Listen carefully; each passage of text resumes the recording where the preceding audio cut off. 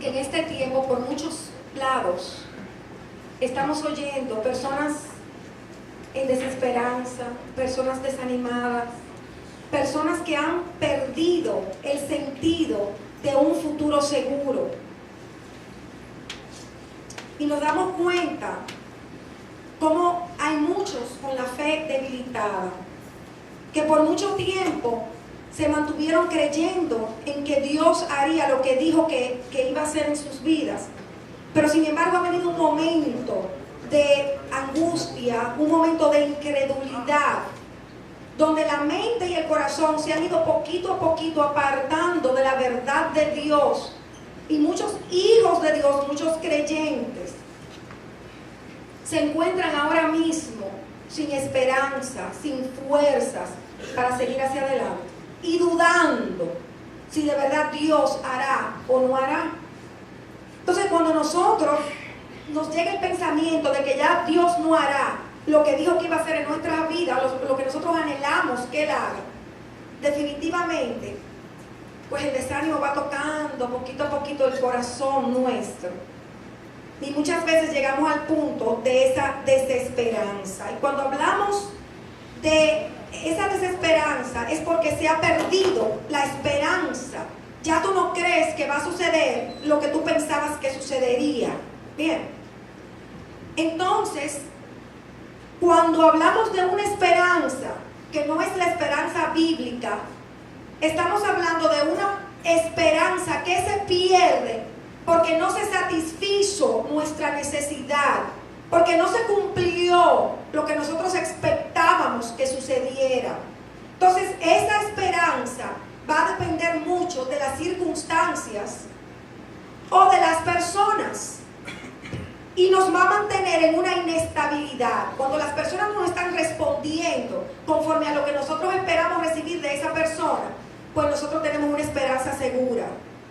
Pero cuando vemos un fallo en esas relaciones interpersonales, entonces se va creando ese vacío en el estómago que se siente, del dolor, de la indignación, porque la persona que tú tienes a tu lado no te correspondió como tú anhelabas que lo hiciera. Igualmente, cuando las circunstancias varían, cambian, entonces uno inmediatamente se siente en desesperanza. Entonces, una vez se siente uno con esperanza, pero otra vez en desesperanza. Y por eso vemos gente que un día está animada y un día está contra el suelo, porque se pierde fácil la esperanza si va a depender de una circunstancia o de una persona. Nosotros vemos en las Escrituras cómo el apóstol Pablo decidió someterse bajo la ley del César, alegando que era romano, y tuvo que coger una barca para ir a Roma. Entonces ahí llegó una fuerte tormenta y todos pensaban que iban a morir. Miren qué dice el libro de los Hechos en el capítulo 27, verso 20. Como ni el sol ni las estrellas aparecieron por muchos días y una tempestad no pequeña se abatía sobre nosotros, desde entonces fuimos abandonando toda esperanza de salvarnos.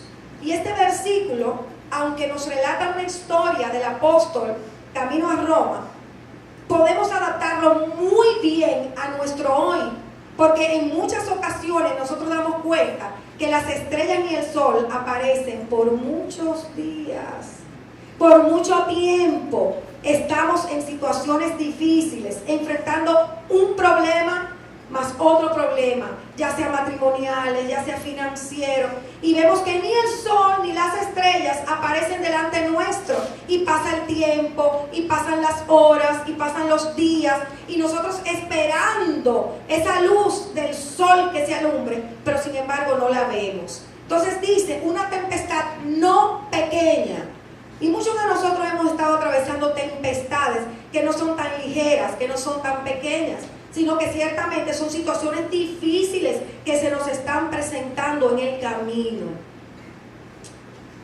Llega en muchas ocasiones la desesperanza, se pierde la esperanza porque pasan los días y tú no ves nada, porque tú has hecho todo tu esfuerzo en lograr que se solucione tal o cual situación, y lo que te hace es desgastado porque no has visto solución alguna. Peor aún, has visto cómo todo ha recrudecido. lejos de resolverse el problema. Entonces esa desesperanza habla de una total desesperación, porque tú llegas a pensar de que ese bienestar que tú esperas no lo vas a ver. Se pierde ese sentir de que sí, de que las cosas van a cambiar, de que sí, que tú vas a ver a tu esposo convertirse al Señor, de que tú vas a ver tu economía mejorarse. Entonces, como nada sucede, empiezas a perder esa expectativa de bienestar. El libro de Job, en el capítulo 8, verso 3, dice: así son las sendas de todos los que se olvidan de Dios, y la esperanza del impío perecerá. Y aquí nos da una clave muy certera. El que no conoce al Señor, el que no tiene una relación de cercanía con el Señor, el que no tiene un estilo de vida, de comunión con Dios, indefectiblemente va a perder la esperanza. Porque como dijimos al principio, esa esperanza está basada y fundamentada en cosas inestables. Y así como de inestables son las personas y las cosas, pues así de inestable va a ser esa esperanza que tenemos, por cuanto la tenemos en esas cosas. O sea, es frágil. Hoy puedo tenerla y mañana desaparecer. Cuando hablamos de la esperanza, hablamos de desaliento. Y el original es apelpizo, apo, que es fuera de, y piso con Z, esperar. O sea, ya estamos fuera de esa esperanza, ya sabemos que no vamos a seguir esperando porque nada va a suceder. Entonces muchas personas que permiten que esa desesperanza aumente, crezca, llegan hasta el deseo de quitarse la vida. ¿Por qué? Porque entienden que no hay ninguna opción para ellos. Todo está oscuro, sin sol, sin estrella, y va a seguir oscuro. Perdió la esperanza. Entonces entienden, el diablo le susurra, y entienden entonces que su solución, por cuanto no hay esperanza, es quitarse la vida. Así le pasó a un hombre, y un hombre de Dios, un hombre llamado Asaf. Este hombre dirigía el ministerio de adoración, para llamarlo así, en tiempos del rey David. Y este era un hombre firme en la palabra, un hombre que amaba al Señor, que honraba a su rey. Sin embargo, un día perdió la esperanza. Vamos a ir al Salmo 77 y vamos a leer unos versos puntuales en primera parte. Dice: mi voz se eleva a Dios y a Él clamaré. Oigan, este hombre, un hombre de Dios, al estado en que llegó. Dice: mi voz se eleva a Dios y Él me oirá. En el día de mi angustia busqué al Señor. En la noche mi mano se extendía sin cansarse. Mi alma rehusaba ser consolada. Me acuerdo de Dios y me siento turbado. Me lamento y mi espíritu desmaya. Has mantenido abiertos mis párpados. Estoy tan turbado que no puedo hablar. He pensado en los días pasados, en los años antiguos. De noche me acordaré de mi canción. En mi corazón meditaré y mi espíritu inquiere. Rechazará el Señor para siempre y no mostrará más su favor. Ha cesado para siempre su misericordia. Ha terminado para siempre su promesa. ¿Ha olvidado Dios de tener piedad? ¿O ha retirado con su ira su compasión? Entonces dije: este es mi dolor, que la diestra del Altísimo ha cambiado. En estos primeros 10 versos de este Salmo 77, nosotros estamos viendo a un hombre de Dios en la más absoluta desesperación y desesperanza. La tristeza lo embargó. Un profundo dolor estaba arraigado en su corazón. Él entendía que ya él no tenía salida. Entendía que Dios había cambiado, que lo había abandonado a él, pero también que había abandonado al pueblo. Entonces la autocompasión se adueñó de él, de su pensamiento y de su corazón. Como cuando tú dices, se cogió pena, se hizo la víctima. Así estaba ese hombre. Y la autocompasión es un espíritu del mismo infierno, porque miramos lo que estamos viviendo y entonces tenemos lástima de nosotros mismos. Entonces hay algo que me llama la atención.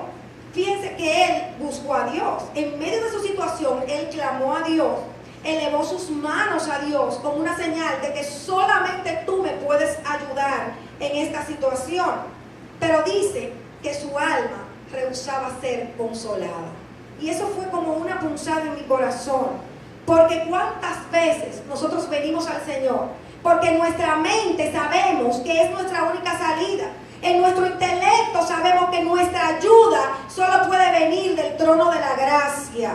Pero sin embargo vamos con un corazón que no quiere el consuelo de Dios, con un corazón que está empecinado en hacerse la víctima y en decir, mira lo que yo estoy pasando, tú te has olvidado de mí, tú me has dejado solo, yo no tengo salida, ya no hay esperanza para mí, se cerró el camino delante de mis ojos, esta situación no tiene salida, esto no va a cambiar.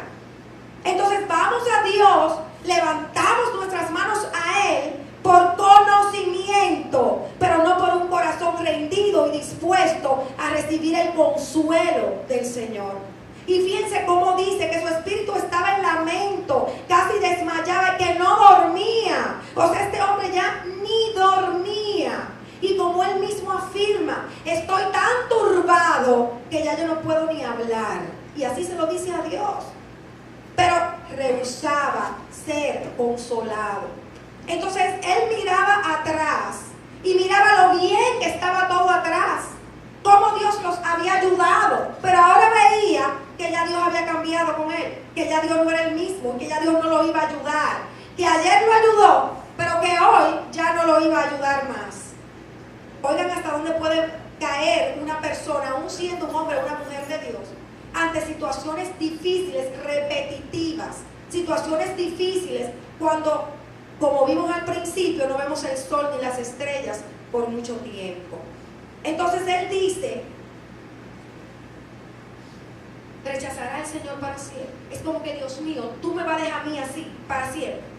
Entonces ahí empiezan unas preguntas que son existenciales, frente a las cuales tenemos que tener mucho cuidado, revisarnos a nosotros mismos. Porque cuando empiezan esas preguntas existenciales sobre tu existencia en la tierra, sobre tu papel en la tierra, corremos un peligro muy grande si tenemos un corazón como lo tenía Asaf, que rehusaba ser consolado. Porque cuando rehusamos ser consolados y estamos plantados en esa autocompasión, nosotros no recibimos nada de lo que Dios nos diga, ni siquiera de lo que nos diga a través de una persona que venga a querer consolarnos. Entonces él se pregunta, ¿rechazará el Señor para siempre? ¿No mostrará más su favor? ¿Ha cesado para siempre su misericordia? ¿Ha terminado para siempre su promesa? O sea, ya tú no me vas a hacer en realidad lo que tú me dijiste que me iba a prometer. Ya me tengo que olvidar de eso. Yo tengo tanto tiempo orando, tanto tiempo guerreando para que suceda tal o cual situación, pero ya yo veo que no va a suceder. Con lo que he vivido ahora en este tiempo, yo sé que eso ya no va a suceder. Entonces él pregunta, entonces tú vas ya a rechazar tu promesa para mi vida, ya no va a pasar nada, ya yo me voy a quedar así como yo estoy, el pueblo se va a quedar así como está. Ya no tendrás más misericordia para con nosotros. Has cesado tu misericordia. Te has olvidado de tener piedad de nosotros. Has retirado con tu ira la compasión de nosotros. Entonces termina diciendo, la diestra del Altísimo ha cambiado. Ya tú no eres el mismo, Señor. Ya tú te olvidaste de mí. Llegar a esta condición es algo muy triste, porque aquí nosotros podemos ver la complejidad de la angustia que tenía este hombre en su interior, pero también la crisis que estaba atravesando su vida y la vida del pueblo. Ante una situación como esta, él decide hacer un clamor intenso al Señor, pero no olvidemos que su alma rehusaba ser consolada.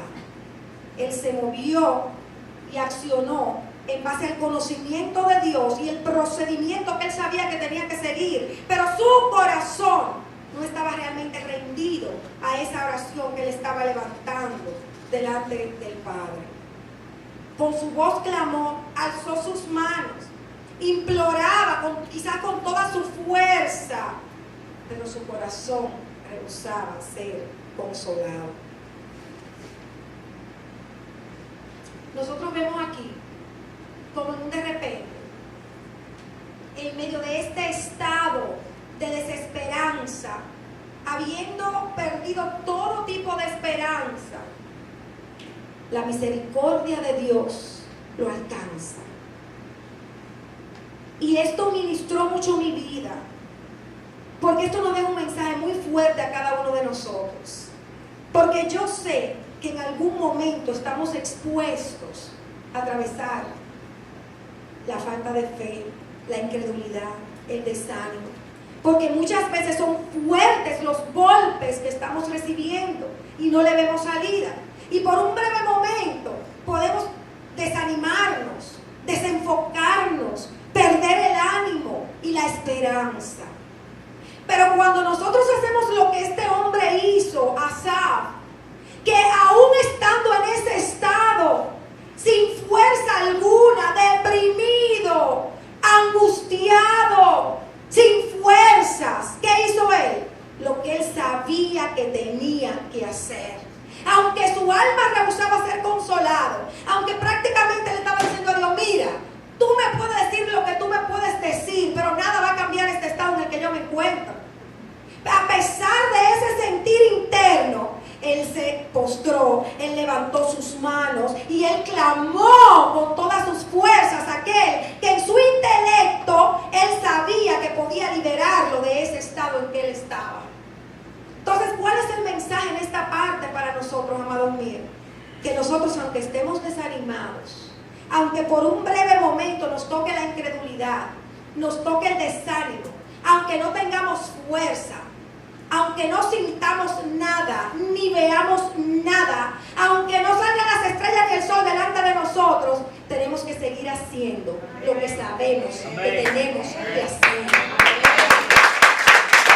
El hecho de estar en cualquier estado circunstancial, que nos dice la palabra que es breve y momentáneo, no nos da el permiso para dejar de orar, no nos da el permiso para dejar de congregarnos, no nos da el permiso para seguir clamando al Dios Todopoderoso, al Altísimo, al único que va a cambiar nuestra situación, al único que nos va a tomar de la mano y nos va a cruzar al otro lado. Es tiempo, iglesia, de despertar. Es tiempo, iglesia, de salir de la autocompasión. Ya basta de hacernos las víctimas. Vamos a levantarnos en el nombre del Señor y a creerle a Dios y a decir, Señor, mira, yo no siento nada, yo no veo nada, pero yo tengo la firme convicción de que lo que tú escribiste de mi vida, tú lo vas a hacer realidad. Porque no hay diablo, ni gente, ni plan de las tinieblas que pueda impedir que suceda en mi vida lo que tú dijiste que iba a suceder. Esa tiene que ser nuestra actitud. Y sin sentir nada, continuar estudiando la palabra. Sin sentir nada, continuar yendo al secreto de Dios y derramando nuestro corazón. Sintamos lo que sintamos, pensemos lo que pensemos. ¿Qué no le digo a este hombre? ¿Qué no le digo a Dios? Todo se lo dijo, tú me abandonaste, tú me dejaste, ya tú no eres el mismo. Antes nosotros estábamos bien y míranos ahora cómo estamos. Yo no duermo, tú te olvidaste de nosotros, todo se lo dijo. Esa es la actitud que tú y yo tenemos que tener, no apartarnos, no alejarnos, no dejar de hacer las cosas que nos van a abrir las puertas y nos van a levantar y a sacar del hoyo, sino todo por el contrario, porque hemos entendido que este camino es por fe y no por sentimiento, ni por circunstancia, ni por vista, seguir haciendo lo que tenemos que hacer. Por esta obediencia de este hombre podemos leer un cambio radical a partir del verso 11. Me acordaré de las obras del Señor. Ciertamente me acordaré de tus maravillas antiguas. Meditaré en toda tu obra y reflexionaré en tus hechos. Santo es, oh Dios, tu camino. ¿Qué Dios hay grande como nuestro Dios? Tú eres el Dios que hace maravillas. Has hecho conocer tu poder entre los pueblos. Entonces él vuelve en sí, despierta y la misericordia de Dios lo alcanza, amados, es que cuando vamos al secreto de Dios, se nos puede estar cayendo el mundo alrededor, pero viene algo que es celestial, que no tiene nada que ver con lo natural y nos cubre. Entonces se abre nuestro entendimiento, las escamas de nuestros ojos son quitados, se despiertan nuestros oídos, se sensibiliza nuestro corazón y podemos entonces ver las cosas a través de la perspectiva de Dios y no de nuestra humanidad herida y cansada. ¿Qué podemos ver aquí? Que él empezó a acordarse de que su Dios un día en la antigüedad, cuando el pueblo de Israel tenía carro de Faraón atrás y mar rojo delante, tuvo el poder y el amor para con ellos de abrir el mar y hacer una senda sobre las aguas para que su pueblo pasara seguro. Él se acordó de las maravillas que hizo el Señor cuando su pueblo, perseguido por quienes tenían años humillándolos y bajo una opresión angustiosa, hizo que esos enemigos se hundieran en las profundas aguas del mar y delante de sus ojos. Él se acordó de las maravillas que hizo el Señor cuando los ciudadanos egipcios, el pueblo de Egipto, le quitó todo lo que tenía y lo sometió al yugo más grande que podía existir sobre la humanidad. ¿Y qué hizo el Señor? Hizo que le devolviera todo lo que les había robado a su pueblo. Y el pueblo salió con riquezas, el pueblo salió con tesoros. No solamente la liberación física, sino que también fue una liberación espiritual y hasta económica, porque nuestro Dios es el hacedor de maravillas. Asaf empezó a acordarse de que Él era el Dios más que suficiente, que durante 40 años envió un maná diariamente para alimentar a su pueblo. Se acordó que su ropa no se gastaba, que sus zapatos crecían con los pies y no se gastaban tampoco. Ese es el Dios de poder, el que acompañó a Moisés, el que hizo brotar agua de la peña, el que mandó las codornices. Ese es el Dios todopoderoso. Entonces Asaf, al acordarse de las maravillas de Dios en la antigüedad, reacciona y como un milagro del cielo sale del estado de depresión, sale de la ceguera espiritual que lo había invadido y empieza a levantar su alma y acordarse del Dios a quien él le servía. Nosotros vemos en el libro del Éxodo, en el capítulo 15, verso 11, como dice: ¿quién como tú entre los dioses, oh Señor? ¿Quién como tú, majestuoso en santidad, temible en las alabanzas, haciendo maravillas? Yo quiero que tú digas conmigo y levantes tu mirada al cielo, levanta tu mano derecha al cielo y di conmigo: ¿quién como tú, Señor, hacedor de maravillas? Hoy es un día para que estemos expectantes, porque en cualquier momento nosotros veremos a Dios obrar, al Dios hacedor de maravillas, obrar a nuestro favor en nuestras vidas, en la vida de cada uno de nosotros. Y nosotros hoy, como la iglesia del Señor, conformadas por los no judíos, los gentiles, pero también por aquellos judíos que han aceptado al Señor, porque somos uno, somos una iglesia. Tenemos que reconocer el milagro más grande de todos los milagros, la maravilla más grande de todas las maravillas que nuestro Creador ha hecho a nuestro favor. Y fue cuando envió a su Hijo a derramar su sangre en el madero, a entregar su vida entera para hacernos un camino seguro a la presencia de nuestro Dios, para devolvernos a Él.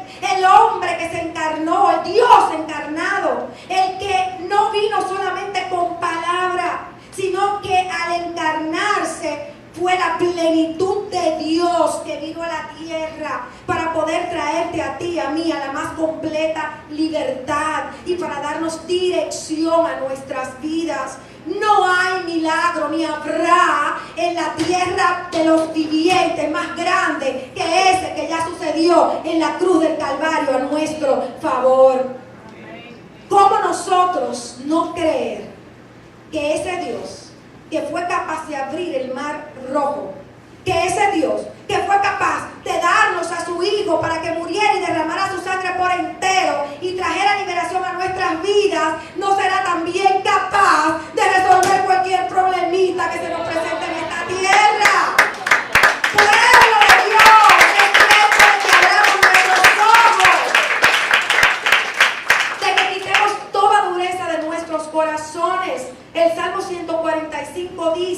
en el glorioso esplendor de tu majestad y en tus maravillosas obras meditaré. Es tiempo de dejar de meditar en el problema.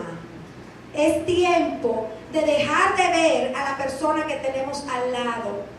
Es tiempo de pensar en las carencias o en las promesas no cumplidas. Es tiempo de quitar los ojos de la espera y del tiempo que ha pasado sin que veamos nada. Es tiempo de levantar nuestros ojos al invisible Dios todopoderoso, aquel que nos ha amado con amor eterno, aquel que no varía y que sigue manifestando sobre nosotros el mismo amor, la misma fidelidad, esa misericordia que nunca termina sobre cada uno de nosotros. El Salmo 72, 18 dice: bendito sea el Señor Dios, el Dios de Israel, el único que hace maravillas. Entonces, si Él es el único que hace maravillas, ¿dónde tiene que estar mi corazón? ¿Dónde tiene que estar mi mente? ¿Dónde tiene que estar todo mi ser? En Él, aferrados a Él, cerca de Él, porque desde allí, desde esa cercanía, desde esa intimidad con Él, es que va a ser activada toda maravilla, todo portento, toda señal, todo milagro que va a suceder en nuestras vidas. Y hay algo que a mí me impacta sobremanera. Él nos ha amado con amor eterno. Él ya lo hizo todo por ti y por mí. Pero ¿saben por qué Él lo ha hecho? Por su nombre. Es por Él mismo que Él lo hace. Y cuando nosotros entendemos eso, es que podemos comprender la profundidad de la fe que nosotros tenemos que tener ante las promesas que Él nos ha dado. Y esas promesas que taxativamente están explicadas en las Escrituras. ¿Por qué? Porque no es por mí, porque si fuera por mí, tuviéramos perdido. Porque hoy yo estoy bien y mañana estoy mal. Porque yo tengo fe y estoy contenta, pero mañana estoy ahí todo desbaratado. No, yo hoy soy fiel, mañana soy infiel. Pero no es por mí, no es por ti, es por su nombre, que es el fiel, que es el verdadero, que es inmutable. Fíjense que dice el Salmo 106, 8. No obstante, los salvó por amor de su nombre, para manifestar su poder. Escuchen esto. ¿Cuántos dicen que son hijos de Dios en esta casa? Amén. ¿Cuántos mencionan el nombre de Dios? Amén. ¿Cuántos le dicen a los demás que se congregan en un lugar? Amén. ¿Cuántos dicen que son diferentes? Amén. Entonces, por cuanto el nombre de Dios está en tu boca, el Señor no te va a hacer quedar mal, no te va a dejar en vergüenza. ¿Sabes por qué? Porque entonces no eres tú el que vas a quedar mal, no eres tú el que vas a quedar en vergüenza. Es el nombre de Él que va a ser entonces tirado y vituperado. Porque entonces si a ti te va a ir mal siempre, si tú no vas a ver nada bueno en la tierra de los vivientes, entonces ¿a qué Dios es que tú le estás sirviendo? ¿Cuál es el Dios que tú estás proclamando?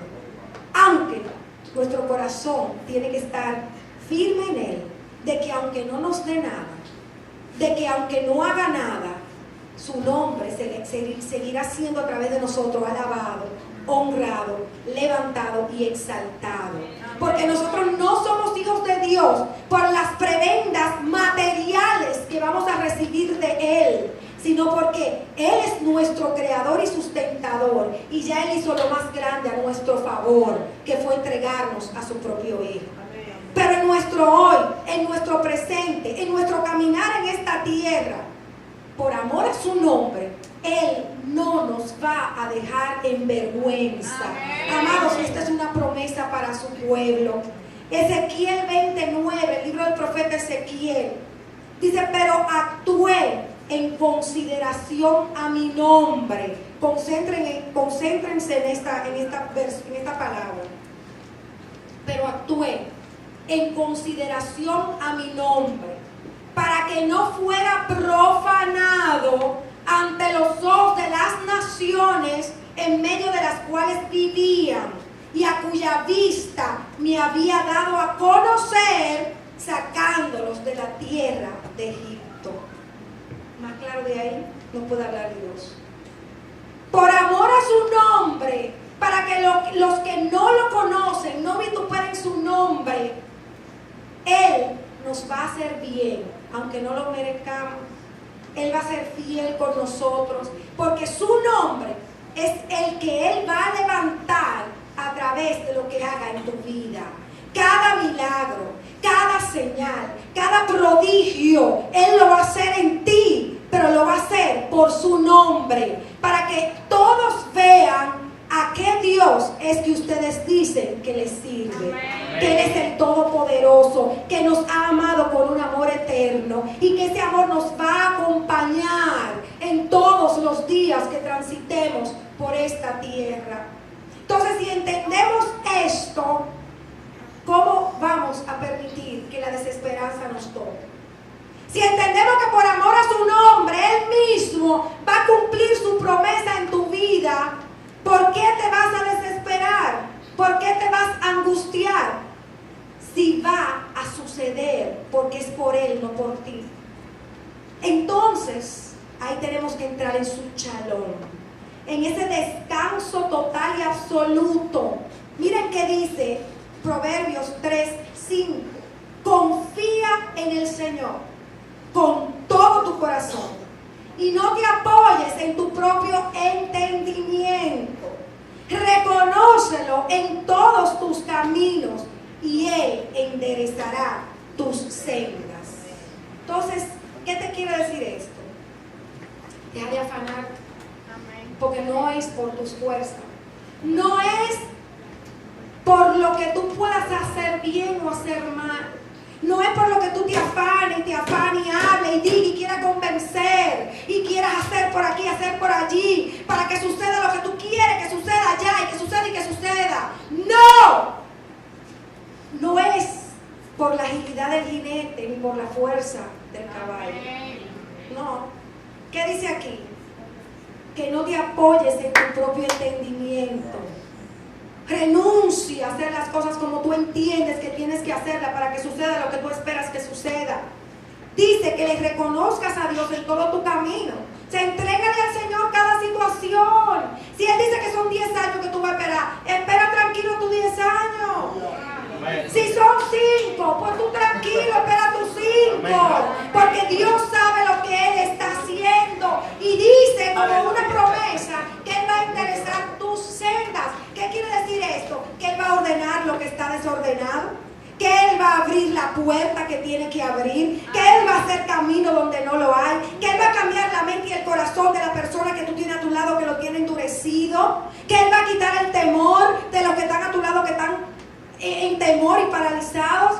Todo lo que sea necesario hacer para que suceda lo que tú estás esperando y lo que Dios te dijo que sucedería, Él lo va a hacer. Él enderezará tus sendas.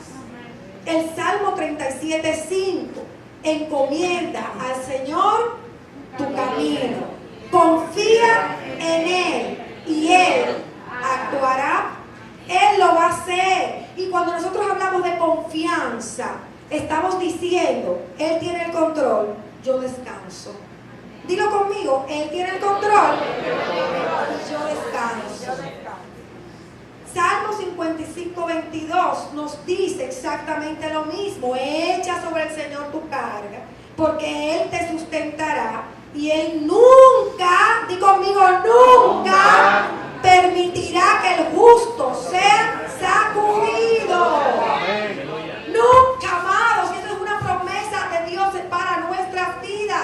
Aunque tú no oigas, aunque tú no veas nada, aunque tengas 500 obstáculos delante de ti que no te dejan pasar ni avanzar, no vas a ser sacudido. El obstáculo se va a tener que quitar, porque se va a tener que quitar en el nombre de Jesús, porque es una promesa de nuestro Señor.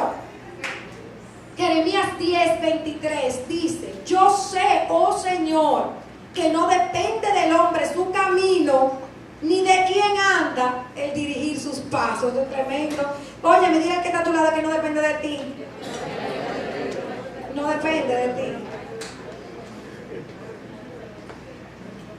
No forcemos. No vamos a insistir en actuar con nuestra humanidad, porque no depende de nosotros. Señor, es el Espíritu que va a hacer la cosa. Es el Señor que te va a cambiar al hombre. Es el Señor que te va a dar lo que tú estás esperando. Es el Señor que te va a proveer del cielo todo lo que tú necesitas para vivir en esta tierra. No te afanes, no te vuelvas loco. No creas que eres tú con tus fuerzas. Es Él que lo va a hacer. Santiago 1:5 dice que si alguno de vosotros está falto de sabiduría, que se la pida a Dios, el cual la da abundantemente y sin reproche, y le será dada. Entonces, esto es un punto importante, amados míos. Sabemos que es Él que lo va a hacer. Sabemos que tenemos que estar confiados, porque en el tiempo de espera, Él se va a levantar y va a actuar a nuestro favor, porque es por amor a su nombre. Por eso no podemos permitir que nos toque la desesperanza, aunque no veamos el sol ni las estrellas. Seguimos confiados, esperando que mañana lo veremos y mañana lo veremos. Pero, dile que está a tu lado, pero, en el proceso tenemos que pedir sabiduría del cielo para saber qué hablar y cuándo hablar. Para saber qué hacer y cuándo hacerlo. Para saber cuándo quedarnos detenidos, solamente escondidos en el Señor en oración, esperando que Él haga algo o que deje de hacer algo. Sabiduría, di conmigo, sabiduría. Amados, si esto es clave. Cuando nosotros actuamos con nuestros propios impulsos, con nuestros propios... Ay, ¿por qué no sale del corazón? Hay situaciones que tú quieres dar galleta, trompa, pelear. Hay situaciones que le provocan la ira a uno, ¿verdad? Pero uno no puede dejar que eso salga. No, hay que someterlo. Tenemos que tener el dominio propio y tener la sabiduría del cielo para decir no. Yo puedo con una palabra mal dicha dañar cualquier situación, prolongarlo, poner un obstáculo, unirme con el enemigo que no quiere que se dé lo que estamos esperando. Por una palabra mal dicha, por un accionar. Hay un versículo en Eclesiastés que a mí me confronta mucho, porque dice que las moscas muertas, lo estoy parafraseando, hacen heder el perfume del perfumista. ¿Y usted sabe lo que es eso? Cualquier acción errada en el tiempo de espera puede ser fatal para nosotros. Entonces, ¿qué tenemos que hacer? Pedir la sabiduría de Dios. Y sabemos que el principio de la sabiduría, ¿qué es? El temor al Señor. Entonces, ¿qué nos indica esto? Vamos a andar como Dios dice que estemos caminando. Vamos a obedecer su palabra. Vamos a andar en integridad. Vamos a amarlo con toda nuestra fuerza, alma y corazón. Vamos a estar cerca de Él en oración. Entonces, de ahí, desde ese lugarcito ahí secreto, Señor, dame sabiduría para saber qué hacer en este día. Por ejemplo, hoy es el primer día de la semana. Nosotros decimos, Señor, este es el primer día de la semana. Padre, yo te lo entrego. Santifico este día y lo aparto para ti. Y oro en el nombre de tu Hijo amado, para que tú me des toda la sabiduría del cielo, para yo saber qué hablar, con quién hablar, qué hacer, dónde ir. Esa tiene que ser nuestra oración. Meternos bajo la sombrilla de la sabiduría del Señor, que trae prudencia, que trae dominio propio y que nos dice qué hacer y qué no hacer. Entonces tenemos que saber que vamos a ser consolados, que cada área desierta de nuestra vida será consolada. ¿Sabes por qué? Porque tú eres un testigo. Eres testigo de Dios. Por eso, como eres plan de Dios, Él va a enderezar todo lo que tenga que enderezar en tu vida. El libro del profeta Isaías, en el capítulo 51, verso 3, dice: ciertamente, ay Dios mío, cuando esos ciertamente están ahí, di conmigo, pastora Nelly, ciertamente, el Señor consolará a Sión, consolará todos sus lugares desolados, convertirá su desierto en Edén y su yermo en huerto del Señor. Gozo y alegría se encontrarán en ella, acciones de gracias y voces de alabanza. ¿Sabe qué está diciendo eso? Que ciertamente, sin duda alguna, Dios va a consolar lugar desolado. ¿Cuál es tu lugar desolado? Tú lo conoces. Donde hay desolación, donde no hay fructificación. Entonces dice la palabra que tú vas a tener gozo, que tú vas a estar diciendo gracias Señor por lo que hiciste, gracias Señor porque me resolviste el problema, gracias Señor porque consolaste esa área de mi vida cuando yo estaba en tristeza. Acción de gracias saldrá de nuestra boca, alabanza, porque veremos al Dios de maravillas obrar a nuestro favor, porque vamos a ver cómo se hace en un de repente, en un instante posible lo que ante nuestra humanidad era totalmente imposible. Pero el Dios que cumple sus promesas lo hace. El Dios que ha dicho que por amor a su nombre, el Dios que ha dicho que tú eres su testigo, Él lo va a hacer realidad en este tiempo y en la tierra de los vivientes. ¿Y saben qué es ser testigo? Es mostrar la maravilla de Dios en la tierra. Tú estás para mostrar la naturaleza y las maravillas de Dios en la tierra de los vivientes. El libro, el verso 12 de este capítulo 51 del mismo profeta Isaías, dice: yo, es Dios quien habla, yo soy vuestro consolador. ¿Quién eres tú que temes al hombre mortal y al hijo del hombre que como hierba es tratado? Las circunstancias nos atemorizan. Los hombres, los seres humanos que nos rodean, nos atemorizan porque por lo que oímos y vemos, nos quieren hacer creer que no vamos a ver suceder lo que nosotros estamos esperando. Ahora, esta pregunta es clara: ¿quién es que nos consuela?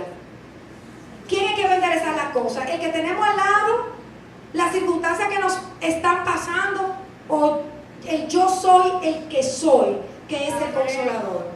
Entonces quitemos la vista de las circunstancias y las personas que nos rodean y vamos a ponerlas en aquel que es el que va a hacer realidad sus planes en nosotros.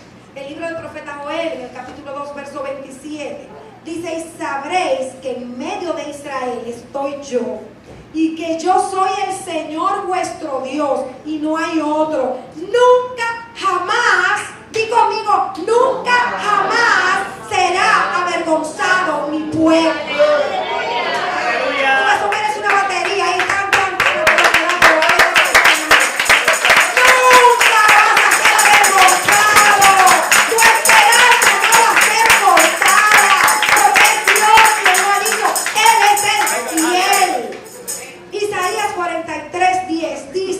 Vosotros sois mis testigos, declara el Señor, y mi siervo a quien he escogido, para que me conozcáis y creáis en mí y entendáis que yo soy, y antes de mí no fue formado otro Dios, ni después de mí lo hará. Destrona de tu corazón al Dios de la incredulidad.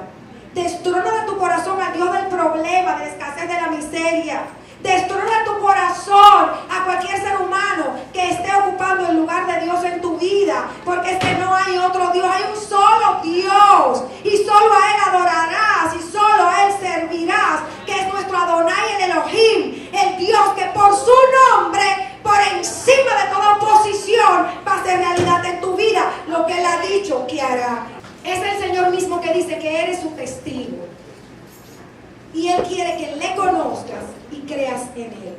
El conocerlo implica un proceso, muchas veces de espera, otras veces de sufrimiento y gran dolor y angustia, como estaba el salmista Asaf.